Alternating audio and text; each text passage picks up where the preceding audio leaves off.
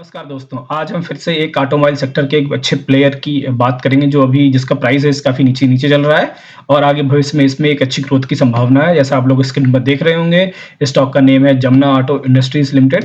तो दोस्तों देखिए जो ये जमुना ऑटो इंडस्ट्री से डायरेक्ट कोई गाड़ी नहीं बनाती है, कोई व्हीकल नहीं बनाती है कि जैसे महिंद्रा या मारुति बनाते हैं, बट जो उनके पार्ट्स होते हैं, बड़े जो लेवल पे ऐसे सॉकर्स हो गए, स्प्रिंग्स हो गई या और भी जो छोटे-मोटे पार्ट्स होते हैं, वो जो सारे प्रोडक्ट जो है उनमें से जो कंपनीज़ बनाती हैं उनमें एक बड़ा प्लेयर जमुना ऑटो है।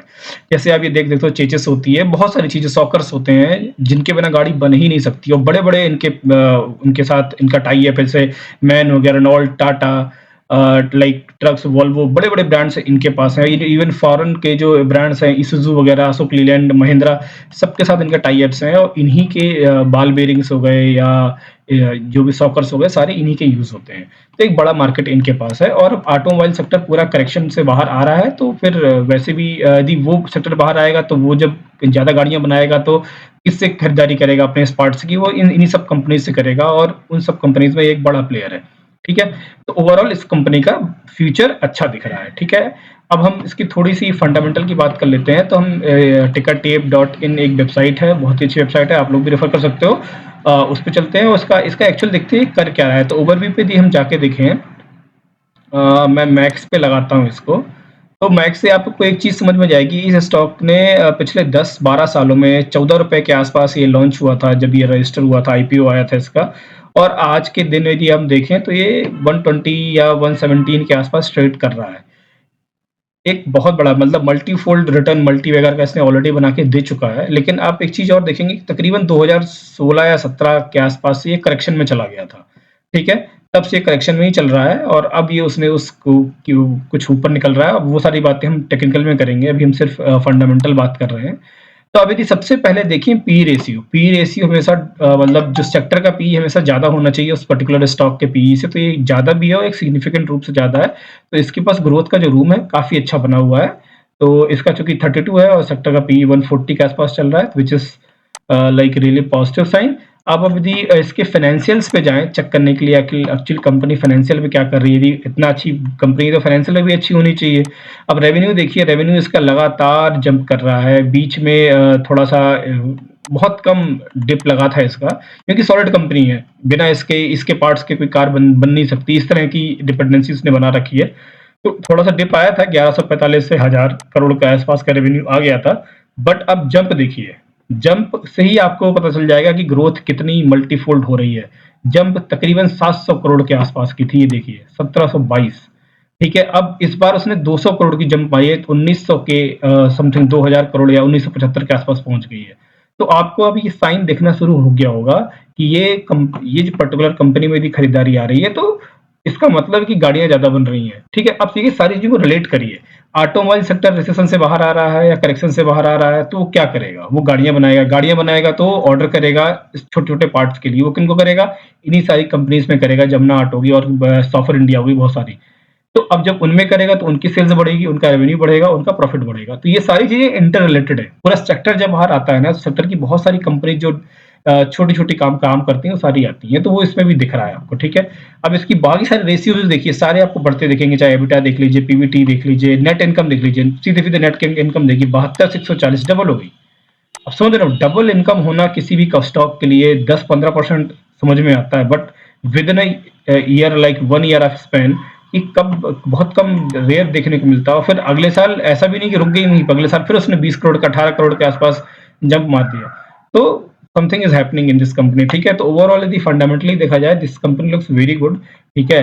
और ये ओवरऑल यदि देखें तो चूंकि इसके जो प्रोडक्ट है मारुति भी यूज कर रहा है, महिंद्रा भी यूज कर रहा है, इसी के टाटा भी यूज कर रहा है, फोर्स यूज करता है, अशोक लीलैंड यूज करता है। तो चाहे वो फोर व्हीलर हो, लग्जरी सेगमेंट हो, चाहे वो ट्रक वाला सेगमेंट हो, चाहे बस वाला सेगमेंट हो, सेगमेंट कोई भी हो, किसी भी तरह का एसयूवी हो, स्मॉल कार का, सो मेनी एसयूवी हो, जो इसके प्रोडक्ट है वो सब जगह यूज हो रहे हैं, अलग अलग क्वालिटी के हिसाब से, अलग अलग रेंज के हिसाब से। ठीक है, ये तो रहा इसका बेसिक फंडामेंटल वाइज स्टॉक अच्छा लग रहा है, इसमें ग्रोथ अच्छी हो सकती है और कमाई, इसमें रेवेन्यू बढ़ रहा है, नेट इनकम बढ़ रहा है, तो ऑब्वियसली आगे ग्रोथ अच्छी ही होगी इसमें। हम चलते हैं टेक्निकल देखने के लिए, टेक्निकल में स्टॉक क्या कर रहा है, वहाँ हमको ये पता चलेगा कि ये स्टॉक एक्चुअली फ्यूचर में कहाँ तक जाने वाला है और कितने दिन में जाने वाला है, ठीक है? हम स्टॉक में काइट ओपन कर लिया, आपको दिख रही होगी मैंने काइट ओपन किया हुआ है, ठीक है? और मैंने जैसे यूजुअली हमेशा करता हूँ 100, 100 और 50 की 2 मैंने मूविंग एवरेज लगाई है।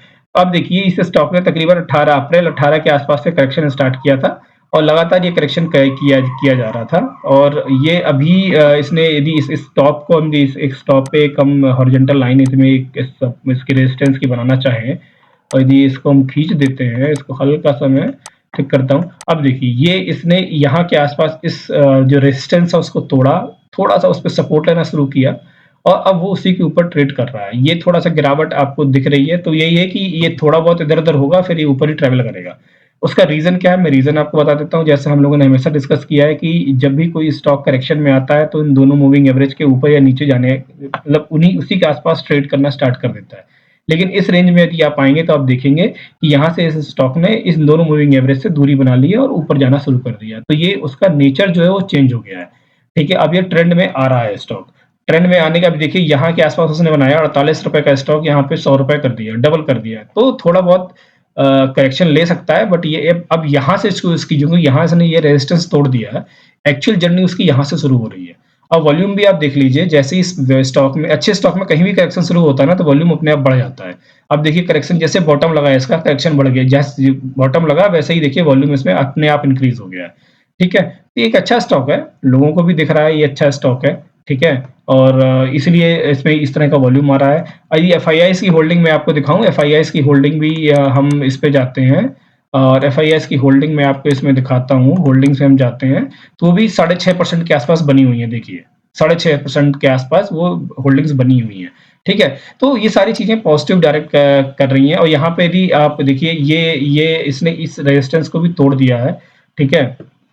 अभी फिलहाल ये थोड़ा सा करेक्शन मोड में है, बट यदि लॉन्ग टर्म ले हम 1 साल 1.5 साल का हॉरिजॉन लें, ये स्टॉक एक आपको यहाँ से 2x 3x तो इजीली आपको करके देने वाला है। यानी 200 का और 250 या 300 के आसपास का टारगेट तो ये बिल्कुल फिक्स टाइप का यहाँ इसमें दिख रहा है, जो अभी के हिसाब से हम यहाँ से अज्यूम कर सकते हैं, ठीक है? तो ये इसका एक तरह से हमने उसका फंडामेंटल चेक किया, उसका हम टेक्निकल पे हमने बात किया, ठीक है? और ये दोनों चीज़ों से ये दोनों चीज़ें एक ही दिशा में हमको दिखा रही हैं कि भाई ये जो स्टॉक है, एक अच्छा स्टॉक है और चूँकि ये फंडामेंटली इसने कमाना शुरू कर दिया है, तो इसका नेट रेवेन्यू भी बढ़ गया है। तो ये अब वो दोनों चीज़ें रिलेटेड होती हैं, यदि फंडामेंटल अच्छा होगा तो भाई टेक्निकल में अपने आप अच्छी स्टिक्स बनेंगी।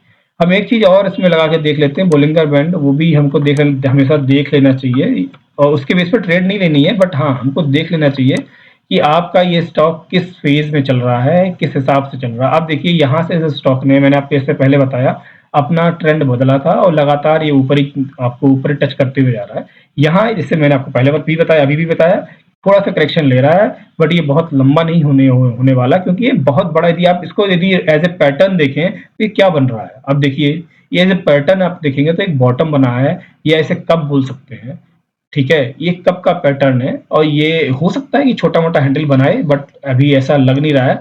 लेकिन यहाँ से ये स्टॉक अच्छा डिस्टेंस ऊपर जाने वाला है, अच्छा पैसा बना के आपको देने वाला है, ठीक है? ये देखिए ध्यान से, यदि मैं इसको ड्रा करने का ट्राई करूँ, मैं कर्व पे आता हूँ, मैं इसको यहाँ पे सेलेक्ट करता हूँ, यहाँ रखता हूँ और इसको मैं यहाँ लेके आ जाता हूँ, ठीक है? और इस चीज़ को मैं थोड़ा-सा ये करके और इसको, अब देखिए, ये देखिए क्या दिख रहा है आपको, ठीक है ना? ये आपको सीधा-सीधा दिख रहा होगा, ये तो भाई कब बन गया और उसका आप टारगेट हम डिसाइड कर लेते हैं। लेकिन उसके पहले मैं एक बात बता दूँ आपको, ये पूरी तरह से जो भी वीडियोज़ बनाता हूँ सिर्फ़ एजुकेशन पर्सपेक्टिव में बना रहा हूँ, इसमें कोई रिकमेंडेशन नहीं है। इससे आप सीखने का प्रयास करिए, इसके बेस पे इन्वेस्टमेंट करने का मत सोचिए, अपना दिमाग लगाइए। ये मेरा नॉलेज है, मेरी नॉलेज के हिसाब से मुझे ये लग रहा है, आपके नॉलेज के हिसाब से शायद आपको कुछ और भी लग सकता है, तो वो हिसाब से आप डिसीज़न लीजिएगा, ठीक है? तो जैसा कि आपको दिख रहा होगा ये कब बन रहा है, ठीक है? इस कब के हिसाब से यदि हम देखें, तो ये टारगेट, जो अभी का टारगेट हमको समझ में आ रहा है, 113 के आसपास ये ट्रेड कर रहा है और ये 225 या 200-225 के आसपास ये पहला टारगेट हमको दिख रहा है और उसी के आसपास 300 के आसपास, मान लीजिए 350 के आसपास सेकंड टारगेट है। ये 2 टारगेट अभी जो बिल्कुल क्लियर समझ में आ रहे हैं, उसके आगे का हम तब देखेंगे जब ये उन दोनों टारगेट के आसपास पहुँच रहा होगा, ठीक है? तो आप लोग इस हिसाब से अपना इस वीडियो से देखिए और एनालिसिस करिए, सीखने का प्रयास करिए। ट्रेडिंग तो मतलब आप सीख जाएँगे तो अपने आप कर लेंगे। वीडियो को अंत तक देखने के लिए आपका बहुत-बहुत धन्यवाद। वीडियो अच्छा लगा हो तो इसको लाइक और शेयर करें और चैनल को सब्सक्राइब करें।